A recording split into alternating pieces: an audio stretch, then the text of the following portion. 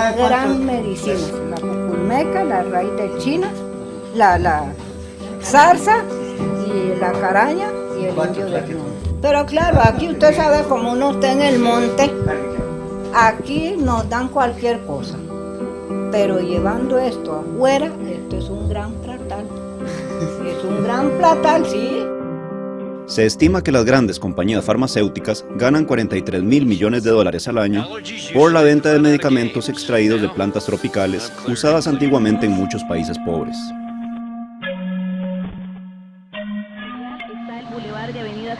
Por supuesto, cuando es la gente de estos países pobres la que se aprovecha de algún conocimiento producido en un país rico, esto es lo que pasa. Y DVDs destruidos tenían un costo entre 1.500 y 2.000 colones para los interesados. Pero la regla no vale al revés, en especial cuando se trata de la industria de la salud. A la práctica de apropiarse ilícitamente de plantas, animales y conocimientos tradicionales mediante un registro comercial se le llama biopiratería, y los países en vías de desarrollo con poblaciones autóctonas son su principal objetivo.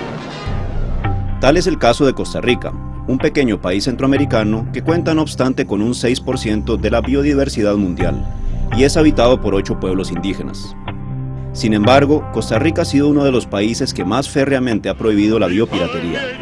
Para cambiar esto, las compañías debían actuar agresivamente.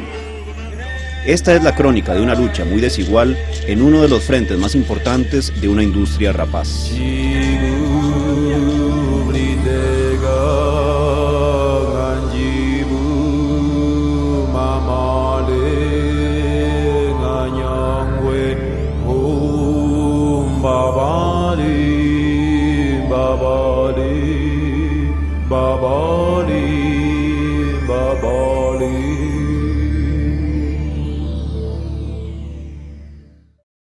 La explotación occidental de las plantas del trópico americano no es reciente.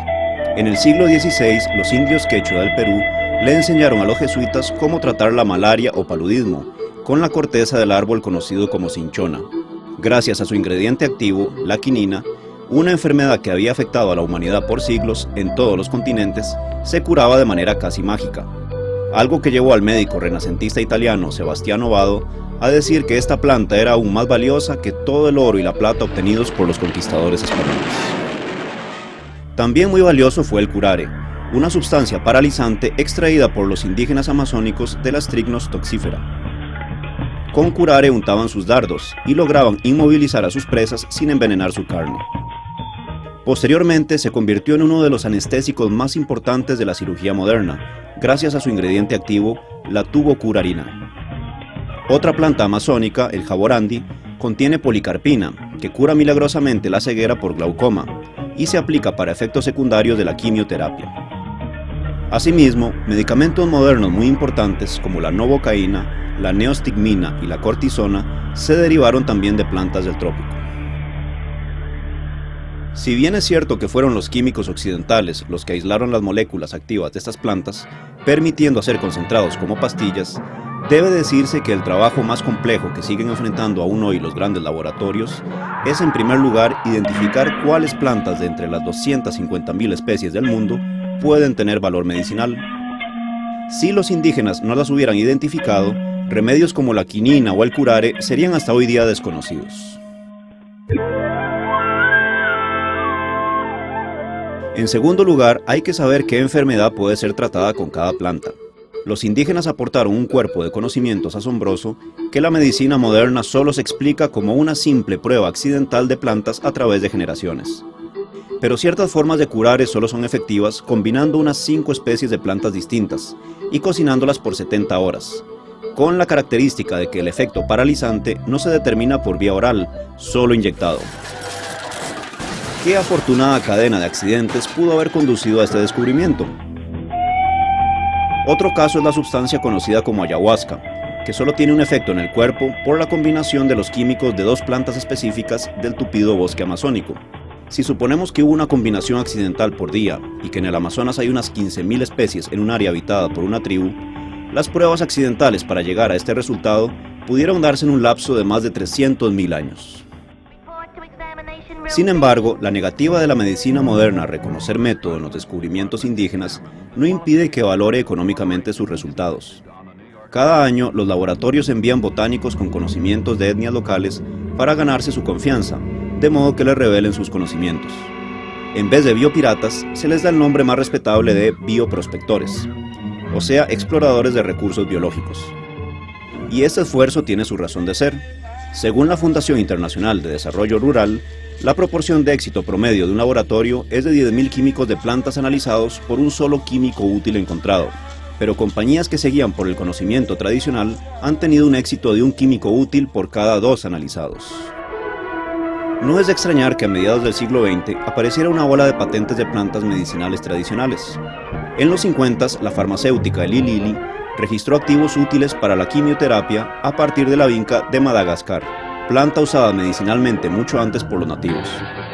En 1995, el Departamento de Agricultura de Estados Unidos concedió una patente de un fungicida extraído del árbol del Neem, de la India, usado desde la antigua medicina ayurvédica.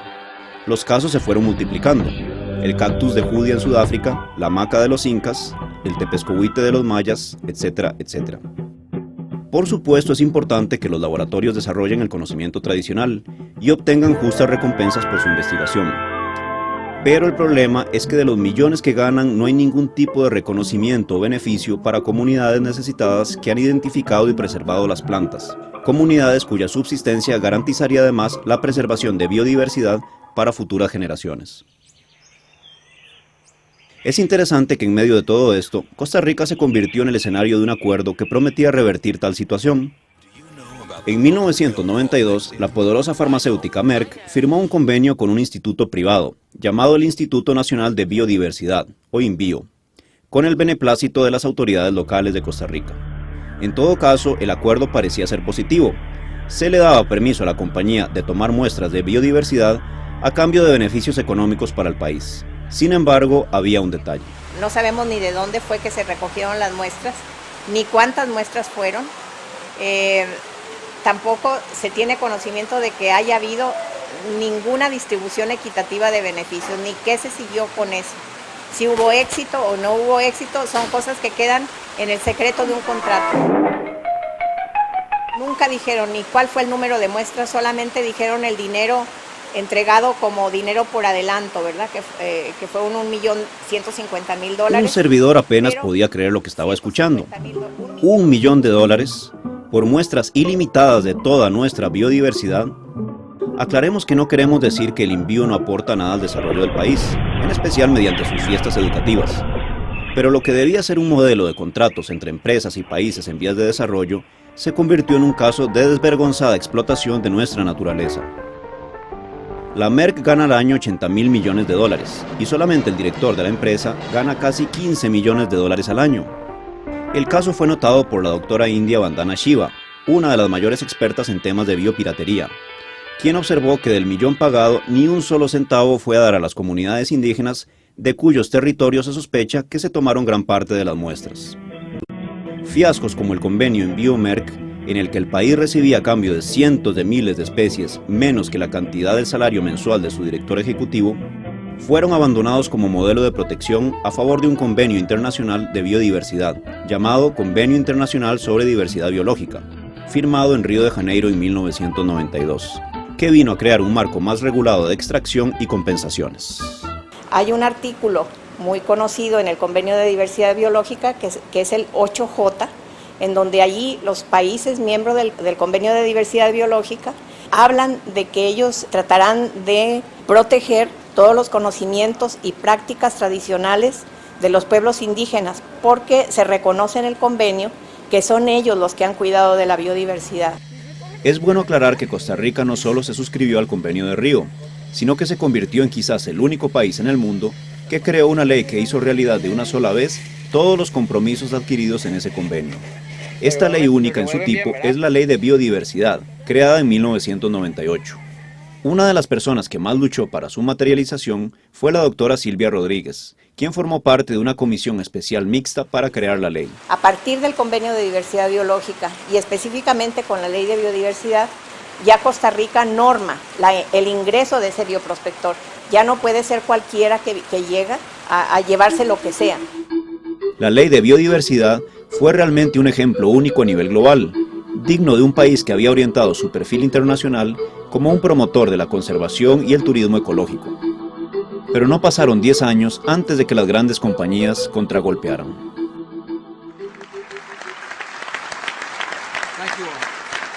Cuando en el 2004 Costa Rica negoció un tratado de libre comercio con Estados Unidos y otros 5 países de la región, conocido como CAFTA, apareció un hecho curioso. De entre los 7 países firmantes, Costa Rica fue el único que no protegió con medidas especiales a los pueblos indígenas de las actividades del comercio internacional. El Ministerio de Comercio Exterior, o COMEX, que negoció el tratado, argumentó en varias ocasiones que esto no era necesario, porque justamente la Ley de Biodiversidad ya protegía satisfactoriamente los intereses de estos pueblos. Pero al mismo tiempo se hizo evidente que al COMEX no parecía gustarle mucho esta ley, en particular el artículo 78.6, que protegía específicamente el conocimiento tradicional. En una conferencia organizada por el COMEX en el 2002, se hizo una comparación entre los artículos de la Ley de Biodiversidad y lo que se proponía como una legislación más amigable con el comercio.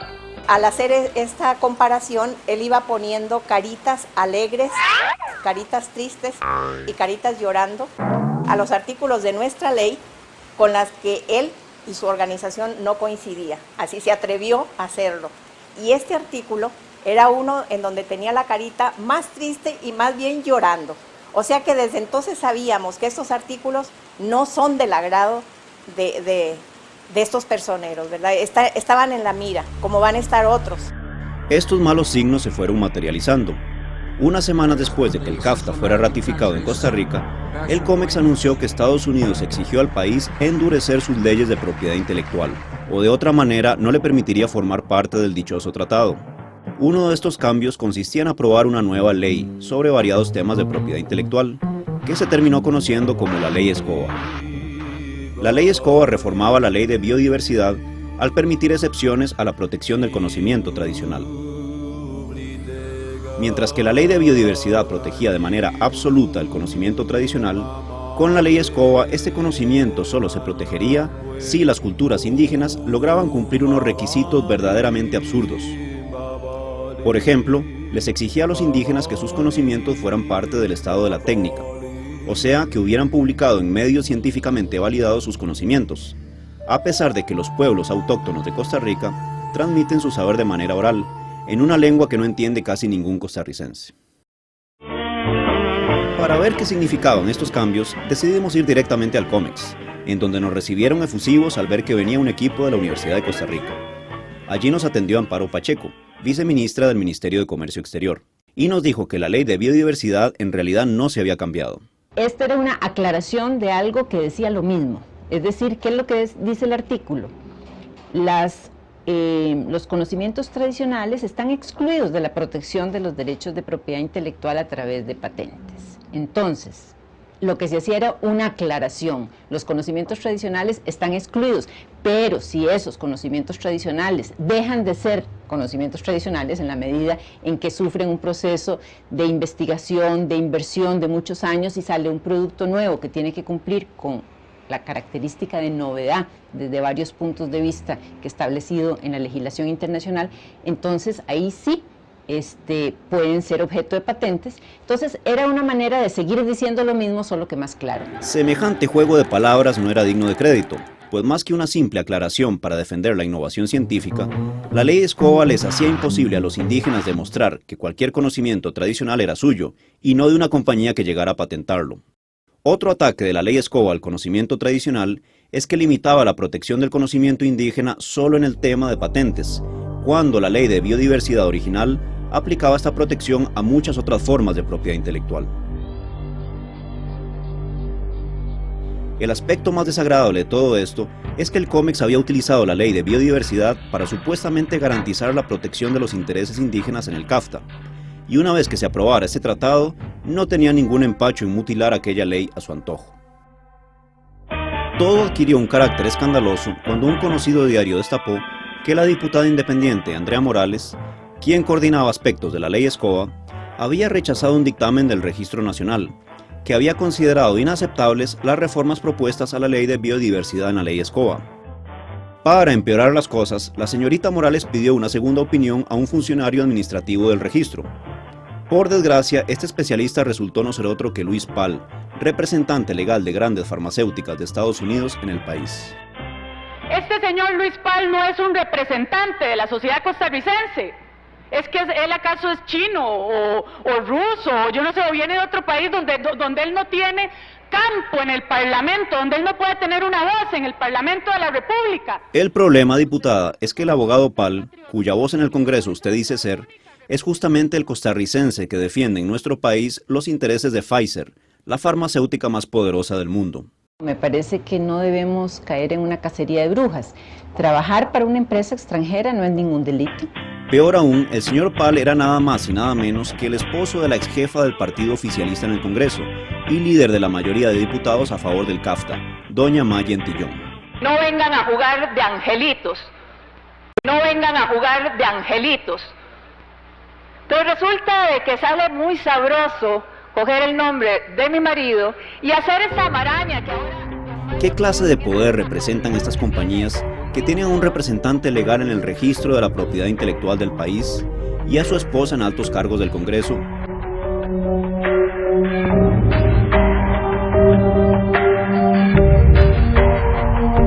¡Qué asco! Verdaderamente en esta Asamblea Legislativa da asco estar. Sobra decir que la ley Escoba se aprobó sin problemas en la Asamblea, en donde contó con el apoyo de los diputados que apoyaban el CAFTA. Por otra parte, sin representantes o familiares que los defiendan en el Congreso, están los indígenas de Costa Rica, conformados por 8 pueblos, distribuidos en 24 territorios y totalizando unas 70,000 personas. Antes de la conquista habitaban unos 400,000, pero hoy día viven en muchos casos en condiciones de marginalización y un grueso de su cultura y su medicina se ha perdido.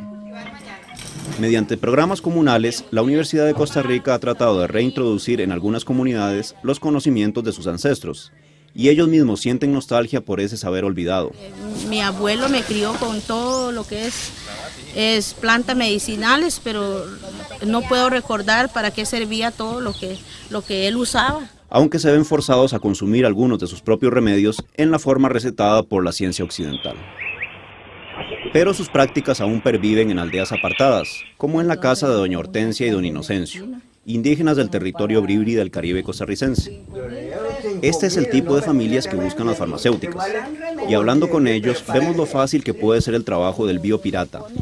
De la manera más abierta dicen todo lo que saben de plantas medicinales. Entonces usted viene y se tapa la cabeza con una cobija y entonces usted está sorbeando ese vaho que...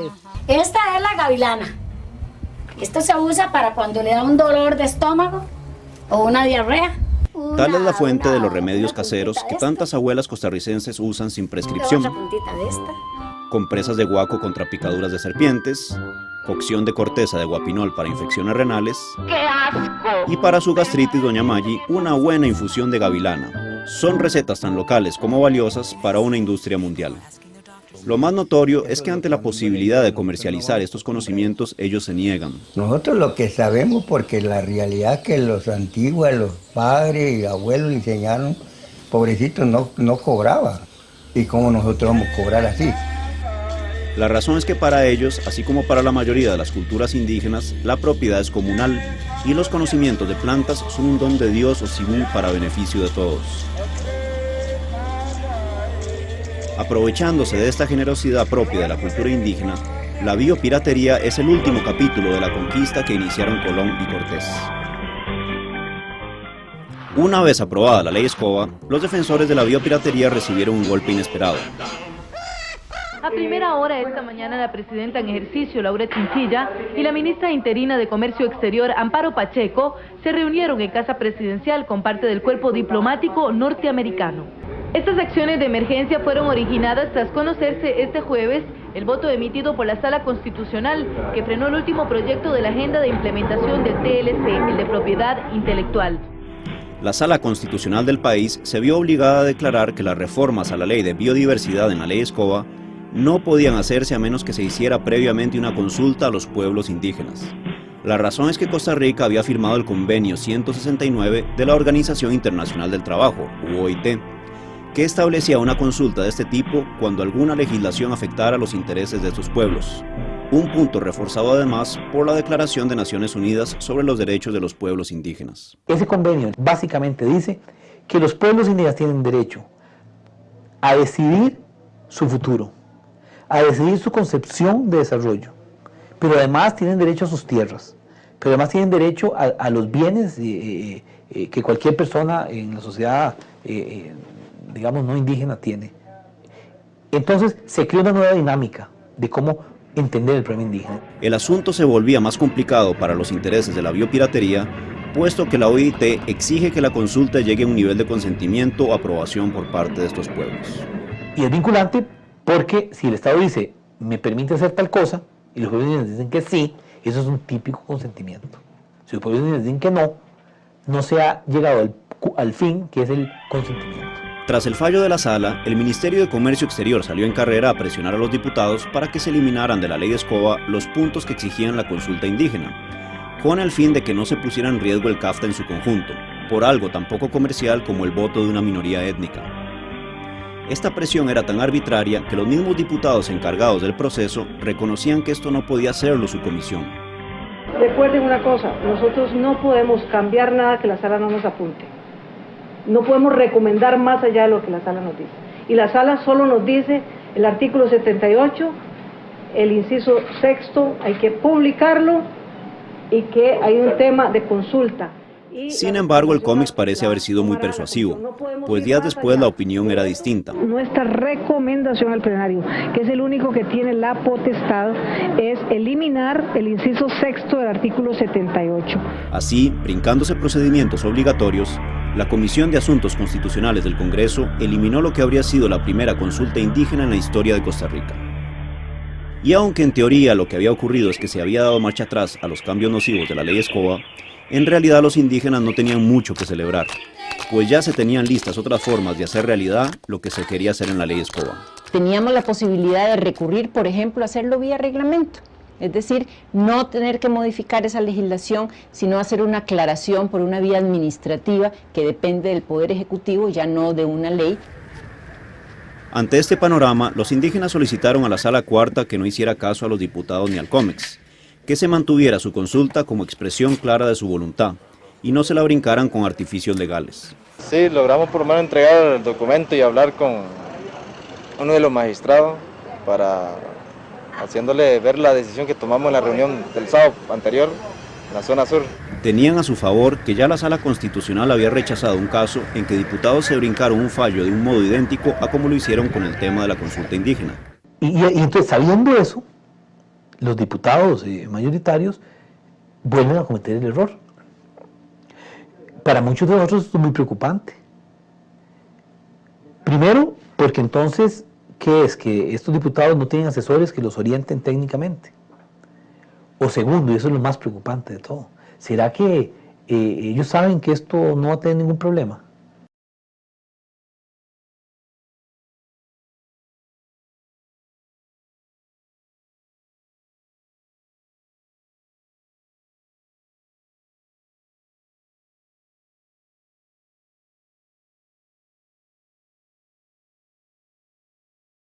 Todos estos hechos demostraron que el respeto a los derechos indígenas en Costa Rica era más falso que estos maniquíes folclóricos que adornan la Sala Constitucional. Los dominios del cacique Pacacua, territorio habitado por indígenas huetares. A pesar de los dobles discursos de las campañas gubernamentales, Costa Rica no es el tipo de país en el que alzar la mano del poder contra la cultura autóctona o ignorar su voluntad vaya a bajar la popularidad de un político. A votar enviando María al 43657. Acogedora y sencilla, con población blanca y culta, la mitad de sus habitantes hablan inglés, además de su idioma patrio. No es difícil entender por qué un pueblo que históricamente no quiere ser visto como indígena tolera tan fácilmente legalizar el robo del conocimiento tradicional. En tanto, los indígenas saben que deberán buscar ayuda en otra parte. Si aquí en el país no nos hacen caso, y ahí tenemos que recurrir a nivel internacional o a ver qué hacer para que se cumplan con los derechos nuestros, ¿eh?